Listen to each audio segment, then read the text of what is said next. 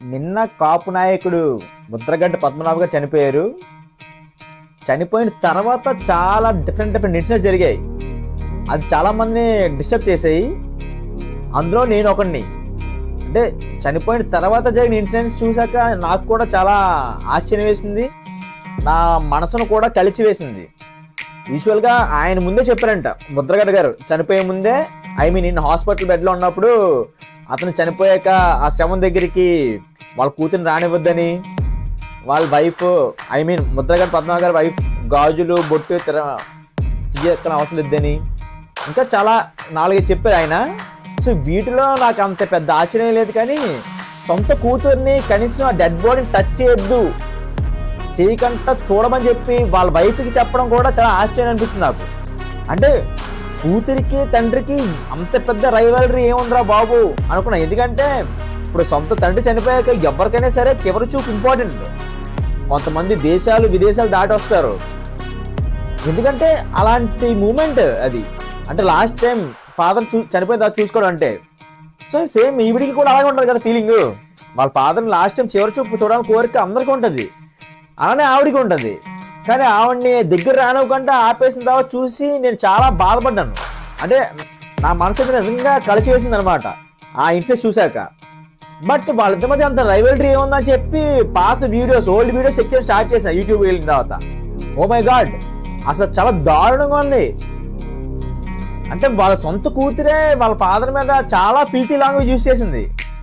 ఏంటి public stage మీద, మళ్ళా ఎక్కడైనా ఇంట్లో అయినా ప్రాబ్లం లేదు, పబ్లిక్ స్టేజ్ లో సొంత ఫాదర్ మీద చాలా దారుణమైన లాంగ్వేజ్ యూజ్ చేసింది ఆవిడ.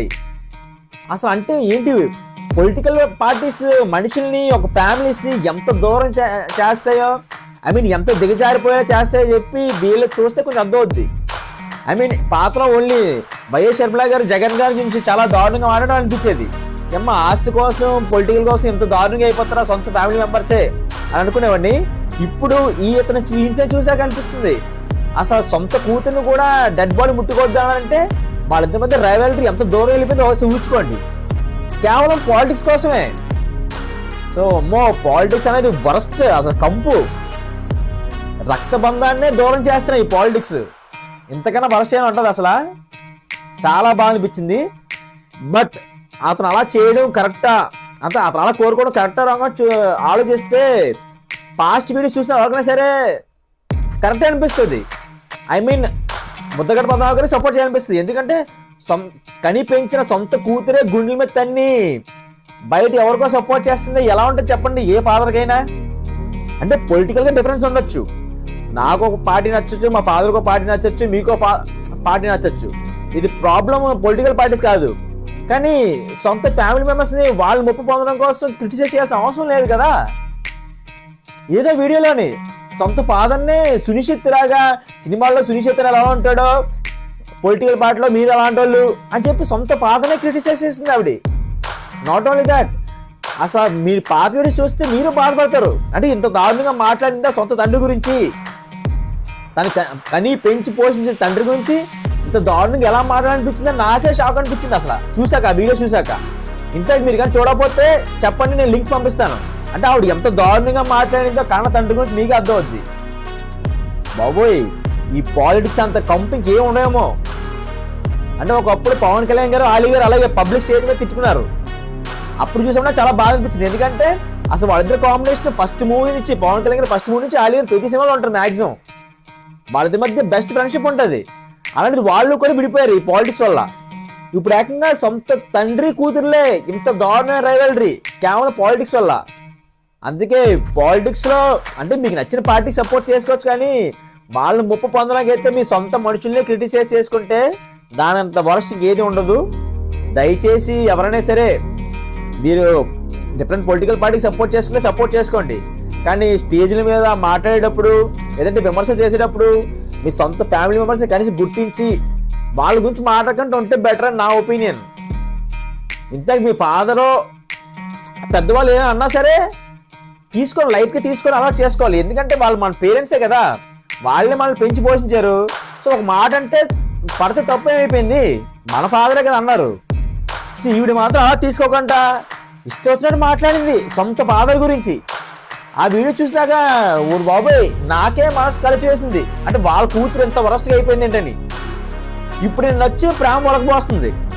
ఫస్ట్ ఆ ప్రేమను చూసి నేను నిజం అనుకున్నాను, కానీ అది ఎంతగా భయంకరమైన యాక్టింగ్. తర్వాత వీడియోస్ చూసే, చాలా వీడియోస్ రిలీజ్ అయ్యాయి, ఆవిడ చేసే యాక్టింగ్లు అన్నీ బయటపడ్డాయి. నాకైతే ఇప్పుడు ఆవిడ మీద సింపతైజ్ లేదు. ముందైతే నాకు ఖచ్చితంగా సింపతి ఉండేది, కానీ ఆవిడ గురించి ఎంక్వైరీ చేశాక పాస్ట్ వీడియోస్ అన్ని గెలికి చూసాక యూట్యూబ్లోని అసలు ఆవిడ మీద నాకు ఏ జాలి లేదు. అలాంటి వాళ్ళకి ఇలాగే జరగాలి అని ఫీలింగ్ కలిగింది. అంటే ఎవరికైనా పొలిటికల్ పార్టీస్ ఒపీనియన్స్ ఉండొచ్చు, ఎవరు ఏ పొలిటికల్ పార్టీ సపోర్ట్ చేసి నాకేం ప్రాబ్లం లేదు, కానీ ఈ విషయంలో అయితే నేనైతే అలా చేయడం కరెక్ట్గా ఫీల్ అయిన తర్వాత ఆవిడ మాటలు చూశాక ఎన్ని మాటలు మాట్లాడింది రా బాబు. అంతెందుకు, ఆయన మోర్ దెన్ 1 month హాస్పిటల్ ఉన్నారు హైదరాబాద్లోని. ఆవిడున్న ఇంటికి ఆ హాస్పిటల్కి లెస్ దెన్ 10 kilometers డిస్టెన్స్ అంతే. ఒక్క రోజు కూడా ఆవిడ హాస్పిటల్కి వెళ్ళి చూడడానికి, ఆయన్ని చనిపోయాక మాత్రం వచ్చింది ప్రేమ ఒలకపోయడానికి. మరి అది నిజమైన ప్రేమ మరి ఏంటో కూడా తెలియట్లేదు. అంటే నిజంగా అంత ప్రేమ ఉంటే హాస్పిటల్లో 1 month ఉన్నప్పుడు కనీసం పలకరించాక వెళ్ళాలి కదా. సొంత ఫాదర్ మీద ఆ మాత్రం కన్సర్న్ లేదా? అంటే ఇప్పుడు పొలిటికల్ లీడర్స్ మొప్పు పొందితే ఏమవుద్ది పెద్దగా? మహా అయితే ఒక ఎమ్మెల్యే సీట్ ఇస్తారు, లేదా ఎంపీ సీట్ ఇస్తారు, మినిస్టర్ చేస్తారు. ఇంతకు మించి రక్తబంధం అయితే క్రియేట్ చేయలేరు కదా వాళ్ళు ఏమిని.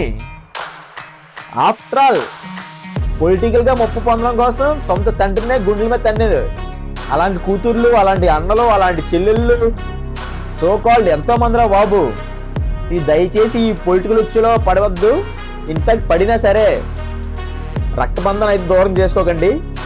అంటే నాకు ఈ రిలేషన్ చూసాక అనిపించింది. సో ఇలాంటి వాళ్ళు ఇంకెంతమంది ఉన్నారో.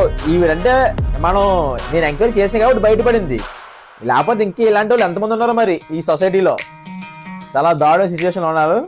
దయచేసి మీరు మాత్రం ఏదో పొలిటికల్ లీడర్స్ మొప్పు పొందడానికి మీ ఇంట్లో పేరెంట్స్ అయితే కించపరచొద్దు. మీకు ఒకవేళ పొలిటికల్ డిఫరెన్స్ ఉంటే మీరు బయట వాళ్ళతో పెట్టుకోండి. మీ పేరెంట్స్తో ఉంటే సైలెంట్గా ఉండండి. మహా అయితే ఒక మాట అంటారు, పడండి. మన పేరెంట్సే కదా, వాళ్ళ మీద యాంటీ అవ్వడం మంచిది కాదు. ఎందుకంటే చాలా బాధ అనిపిస్తుంది. వాళ్ళు ఉన్నప్పుడు బాగానే ఉంటుంది, కానీ లేనప్పుడు మాత్రం వాళ్ళు లేని లోటు కనిపిస్తుంది. అప్పుడు మనం ఎంత కోరుకున్నా వాళ్ళు రారు. అప్పుడు మనం ఎంత రియలైజ్ అయినా వేస్టే.